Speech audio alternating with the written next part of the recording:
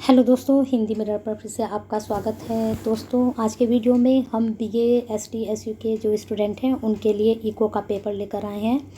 Eco के paper में हमने थोड़ा सा पैटर्न भी बताया है कि किस तरह से आपको तैयारी करनी है, और पेपर में एमसीक्यूज़ भी हैं। एमसीक्यूज़ को किस तरह से आपको तैयार करना है, सिर्फ रटने से काम नहीं चलता है।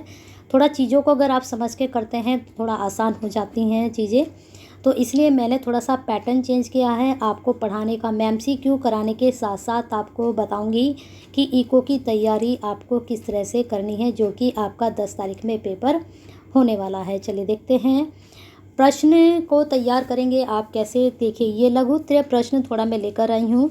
इसमें मैं बताऊंगी कि आप किस तरह से इनको तैयार करेंगे। देख लीजिए, अर्थशास्त्र के क्षेत्र से आप क्या समझते हैं, इसमें डेफिनेशन तैयार कर लीजिए, 2 3 4 कुछ जो भी आप कर सकते हैं, जितनी आपकी कैपेसिटी है। क्योंकि डेफिनेशंस आती हैं, ये कथन किसका है, ये किसने कहा है, तो कर लीजिए, ठीक है। अर्थशास्त्र की विषय सामग्री क्या है, 2 4 चीज़ें किस तरह से होती हैं, क्या है विषय सामग्री, उसके बारे में 2 4 लाइनें देख लीजिए। क्या अर्थशास्त्र वास्तविक विज्ञान व आदर्श विज्ञान दोनों ही है, तो हाँ नहीं में उत्तर तैयार कीजिए। क्या अर्थशास्त्र कला भी है, तैयार कीजिए। अर्थशास्त्र की सीमाएं लिखिए, 2 4 सीमाएं याद कीजिए। क्या अर्थशास्त्र व्यवहारिक समस्याओं का समाधान कर सकता है, हाँ नहीं में उत्तर तैयार कीजिए।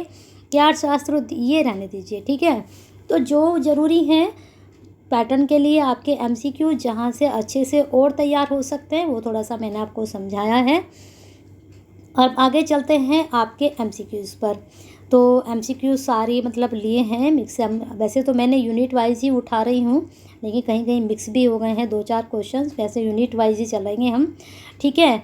तो अगर आपको वीडियो पसंद आ रही है तो लाइक एंड शेयर करते रहिए साथ में। और जो दोस्त आज ही चैनल से जुड़े हैं, चैनल को ज़रूर सब्सक्राइब कर लें, बेल आइकन को हिट कर लें, क्योंकि आपको हिंदी मिरर की तरफ से इको, पॉलिटिकल, हिस्ट्री, हिंदी, ठीक है, और साथ में इंग्लिश के भी लास्ट में जब आपका एग्ज़ाम होगा इंग्लिश के, उसके भी आपको नोट्स दिए जाएंगे, या फिर आपको एमसीक्यूज़, या फिर आपको लास्ट ईयर का पेपर जो है प्रोवाइड करा दिया जाएगा, ठीक है।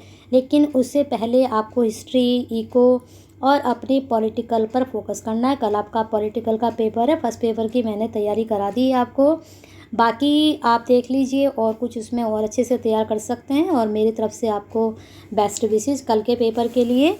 चलिए देखते हैं नेक्स्ट क्वेश्चन। प्रोफेसर रॉबिन्स का कथन है कि अर्थशास्त्र क्या है, तो यहाँ देखेंगे कि उन्होंने क्या कथन दिया है, तो इसका आंसर हो जाएगा आपका अ। रॉबिन्स ने कहा है कि जो अर्थशास्त्र है वास्तविक विज्ञान है। अब देखिए, यहाँ पर मैंने बताया था ना कि अर्थशास्त्र वास्तविक विज्ञान है, आदर्श विज्ञान दोनों ही हैं। तो देखो प्रश्न बन चुका ना आपका। चलिए अब नेक्स्ट क्वेश्चन पर चलते हैं आपके।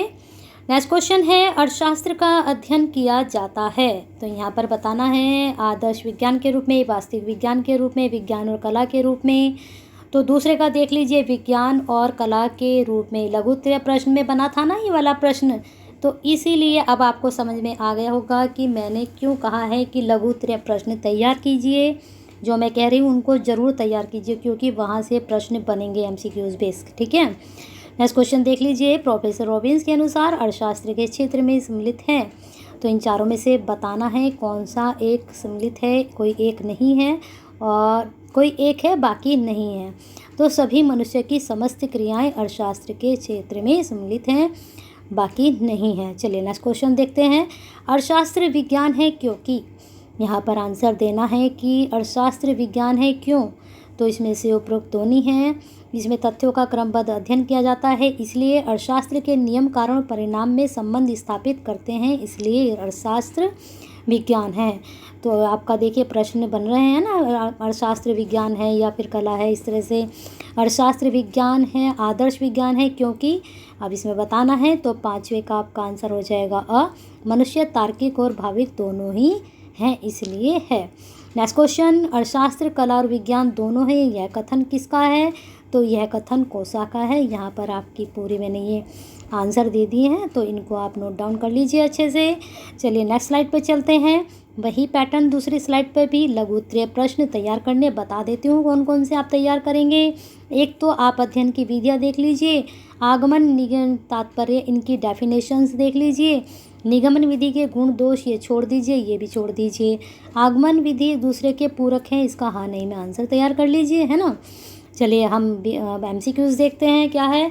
निगमन विधि का आधार या क्रम है, कौन सा है? तो पहले का देखना बना ना आगमन निगमन से, तो पहले का आंसर क्या जाएगा आपका ब, सामान्य से विशिष्ट की ओर। ठीक है, बहुत अच्छा प्रश्न है। एग्जाम में आपके 100% तो नहीं बोल सकते, लेकिन 99% बन सकता है। नेक्स्ट क्वेश्चन, निगम विधि के प्रमुख समर्थक हैं, तो दूसरे का आपका जाएगा पोल्डिंग है। नेक्स्ट क्वेश्चन देखते हैं, निगमन विधि को, एक मिनट रुकिए, पहले का आंसर ब हो जाएगा और फिर दूसरे का आंसर आपका अ होगा, दूसरे का आंसर होगा आपका अ। ठीक है, निगमन विधि के प्रमुख समर्थक हैं रिकार्डो। चलिए नेक्स्ट क्वेश्चन पर चलते हैं, और ये दोनों ही प्रश्न आप 99 की श्रेणी में लेके चलें। नेक्स्ट क्वेश्चन देखते हैं, निगमन विधि को कहते हैं, क्या कहते हैं निगमन विधि को? इसको कहते हैं, आप उपरोक्त सभी ले लीजिए, विश्लेषणात्मक विधि भी कहते हैं, कल्पनात्मक विधि भी कहते हैं, और अमूर्त विधि भी इसको हम बोलते हैं। नेक्स्ट क्वेश्चन, आगमन विधि के प्रमुख प्रवर्तक हैं, कौन है आगमन विधि के? सभी को पता होना चाहिए। अगर आप अच्छे से तैयारी कर रहे हैं, सबका आंसर सही जाना चाहिए। तो अगर आप लगा रहे हैं प्रोफेसर मिल, तो बहुत सही जा रहे हैं, आपकी तैयारी बहुत अच्छी है। नेक्स्ट क्वेश्चन देखते हैं, रीति के संबंध में वाद विवाद का सही हल निगमन या आगमन रीति के चुनाव में नहीं, वरन आगमन दोनों के अपनाने में है, यह कथन है। देखो मैंने कहा था ना कि डेफिनेशंस आपको कथन किसने क्या कहा है याद होने चाहिए। तो 5वें का उत्तर आपको दिखाई दे ही रहा है, द्य है। तो ये प्रश्न के आंसर हैं, आप नोट डाउन कर सकते हैं। नेक्स्ट क्वेश्चन देख लीजिए, अर्थशास्त्र नामक पुस्तक के लेखक, बहुत आसान प्रश्न है, सभी को आता है ये प्रश्न, अगर आपके पास इंटर में था तो बिल्कुल सही, कौटिल्य। चलिए अगले देखते हैं, किस अर्थशास्त्री को अर्थशास्त्र का जनक कहा जाता है? किसको कहा जाता है अर्थशास्त्री को? कौन से अर्थशास्त्री हैं जिनको अर्थशास्त्र का जनक कहा जाता है? तो वो हैं एडम स्मिथ को। ठीक है, प्रश्न बहुत अच्छा है, 99 में रखिए इसको भी। प्रश्न वैसे मैं 40 के आसपास में प्रश्न लेकर आई हूँ, और सारे ही 40 के 40 इंपॉर्टेंट है आपके, है ना। नेक्स्ट क्वेश्चन देखते हैं, रॉबिन्स के अनुसार साधन और साध्य होते हैं क्रमशः, यानी कि साधन पहले आएगा और साध्य बाद में आएगा। तो तीसरे का आपका उत्तर क्या हो जाएगा? अ। ठीक है, इसका आंसर हो जाएगा सीमित और असीमित। साधन क्या है? सीमित है, और साध्य क्या? असीमित है, रॉबिन्स के अनुसार। याद रखिएगा किसके अनुसार है प्रश्न, ये भी बहुत अच्छा है। आवश्यकता विहीनता का लक्ष्य सुख प्रदान करता है, यह कथन किसका है? ये JK मेहते का कथन है। अर्थशास्त्र धन का विज्ञान है, यह कथन किसका है? इसको भी 99 में रखिए। इस वाली स्लाइड में जितने भी 5 प्रश्न हैं बहुत ही महत्वपूर्ण हैं। हर स्लाइड में आपको 5 या 6 ही प्रश्न मिलेंगे, 4 भी मिल सकते हैं। तो इस प्रकार से आपके 40 के आसपास ये प्रश्न है, लेकिन वो जो मैं लघु प्रश्न लेकर आई हूँ वो बहुत अच्छी चीज़ लेकर आई हूँ, उसको ज़रूर तैयार करें। अब आंसर आपको दिखाई दे रहा है, 5वें का यहाँ पर सा दे रखा है, लेकिन यहाँ पर ये लगा हुआ है रॉबिन्स, तो इसको एडम स्मिथ लगा लीजिए। नेक्स्ट क्वेश्चन पर चलते हैं, आप बहुविकल्पीय प्रश्न क्या है देख लीजिए। बहुविकल्प प्रश्न क्या है? अगले स्लाइड के आपके अर्थशास्त्र के क्षेत्र में क्या सम्मिलित है, ये हम अभी पढ़कर आए हैं। तो क्या है? अर्थशास्त्र की सीमाएं। एक आपका आंसर क्या हो जाएगा? तो ए का आंसर आपका जाएगा अर्थशास्त्र की सीमाएं। चलिए नेक्स्ट क्वेश्चन देखते हैं, अर्थशास्त्र एक वास्तविक विज्ञान है, यह किसने कहा है? तो यह कहा है रॉबिन्स ने। बहुत अच्छा प्रश्न है, नोट डाउन करें। वास्तविक विज्ञान का संबंध किससे है बताना है। तो वास्तविक विज्ञान का संबंध किससे है? तो इसमें आपको आंसर है क्या है। जो विज्ञान है वो बताता है कि क्या है ना, क्यों, क्या, कैसे, ये सब इसमें ही आते हैं। क्या है कि तथ्य किससे जुड़ा है? वास्तविक विज्ञान से। बहुत अच्छा प्रश्न है, घूम फिर के आते हैं प्रश्न, यही आते हैं। आंसर मैंने कई बार बता चुकी हूँ कि ऐसे के ऐसे ही रहते हैं। चलिए अगला प्रश्न देखते हैं, वही पैटर्न। अब आपका यहाँ पर पैटर्न तो चेंज हो चुका है, अब सीधे सीधे बहुविकल्प पर हम आ गए हैं। आगमन प्रणाली में क्या घटित होता है, इसमें आपको बताना है। तो पहले ही आंसर लगा हुआ है, विशिष्ट से सामान्य की ओर जाने का मार्ग आगमन प्रणाली में। इससे पहले हम निगमन पढ़ चुके हैं, क्या होती है उसको भी याद रखिए। निगमन आगमन में से प्रश्न 99 नहीं बोल रही हूँ, 100% बोल रही हूँ, जरूर बनेंगे, ठीक है। चलिए नेक्स्ट क्वेश्चन पर चलते हैं। नेक्स्ट क्वेश्चन है, वैज्ञानिक विचारधारा के लिए निगमन आगमन प्रणालियाँ ठीक इसी प्रकार आवश्यक है जैसे चलने के लिए दाएं एवं बाएं पैर की। यह कथन किसका है? तो यह कथन आपका दूसरे का जाएगा स। मार्शल का। ठीक है, चलिए नेक्स्ट क्वेश्चन पर चलते हैं। निगमन प्रणाली में क्या घटित होता है? निगमन आगमन बहुत अच्छे से पढ़ लेना आप लोग।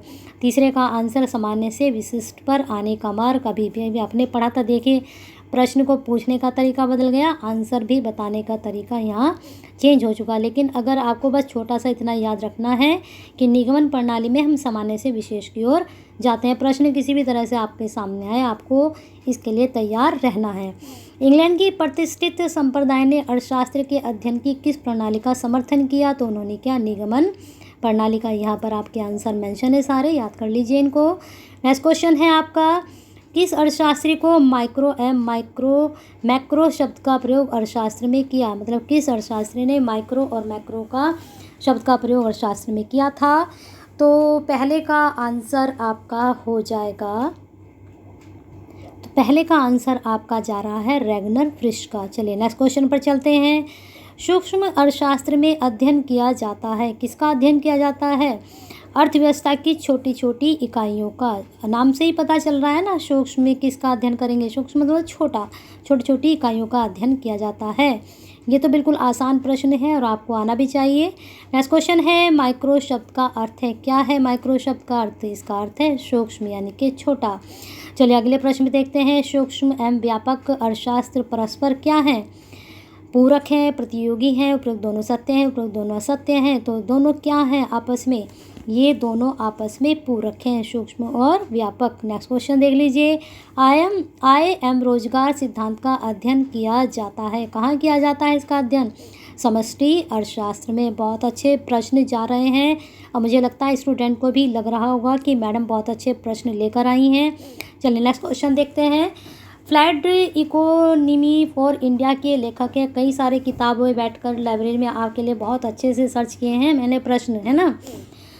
चलिए देखते हैं आगे प्रश्न। फ्लैट इकोनॉमी फॉर इंडिया के लेखक हैं, तो पहले का आपका आंसर इसमें क्या जाना चाहिए? जल्दी से सोच लीजिए अपना आंसर, आप क्या सोच रहे हैं इसका?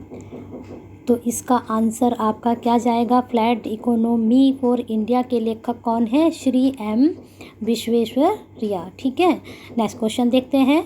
भारत के 8 प्रसिद्ध उद्योगपतियों के नाम से प्रकाशित योजना का नाम था। बहुत अच्छा प्रश्न है, बन सकता है एग्जाम में आपके। तो इसका नाम था बॉम्बे योजना और ये प्रश्न मोस्टली आता भी है और ये भी प्रश्न अच्छे से तैयार करके रखिए। नेक्स्ट क्वेश्चन देखते हैं। गांधीवादी योजना तैयार की गई थी, किसके द्वारा तैयार की गई थी? गांधीवादी योजना यह तैयार की गई थी आचार्य श्री मन्ना नारायण के द्वारा। Next question. योजना आयोग की स्थापना की गई थी, तो योजना आयोग की स्थापना की गई थी मार्च 1950 को। अब योजना आयोग का नाम बदल गया, क्या हो गया है? नीति आयोग। तो ये करंट में आपसे प्रश्न पूछा जा सकता है, तो नीति आयोग की कब स्थापना हुई है वो भी आपको डेट याद रखनी है। ठीक है, चलिए इस प्रकार से आपकी ये स्लाइड यहाँ पर ख़त्म हो चुकी हैं। ये 38 के आसपास आपके प्रश्न थे। तो इस तरह से आपको 4-5 ये वीडियोस मिलेंगी MCQs की, तो आपकी फर्स्ट पेपर की बहुत अच्छे से तैयारी हो जाएगी। साथ में हिस्ट्री की मैंने एक आपको अपलोड कर चुकी हूँ, एक शाम तक और डाल दूँगी, क्योंकि हिस्ट्री में इको में बहुत ज़्यादा सिलेबस है, आपको बहुत तैयारी की ज़रूरत है। तो जुड़ जाइए तैयारी में। आज 6 तारीख है, तब तक हम बहुत अच्छे से तैयारी कर लेंगे और ईश्वर ने चाहा तो आपका पेपर बहुत अच्छा जाएगा। अगर आप अच्छे से तैयारी करते रहेंगे, मैं अपना 100% दे रही हूँ, आप भी दीजिए अपना 100%, तो पेपर अच्छा ही जाएगा। वीडियो पसंद आई है तो लाइक एंड शेयर तो करना ना भूलें और सब्सक्राइब ज़रूर करके जाएं। और वीडियो का जो है अगर चाहिए नेक्स्ट वीडियो तो क्या करना पड़ेगा? बेल आइकन को हिट करना पड़ेगा और नेक्स्ट नोटिफिकेशन पाने के लिए सब्सक्राइब भी करना पड़ेगा। चलिए करते रहिए लाइक एंड शेयर और हिंदी मिरर के साथ जुड़े रहिए।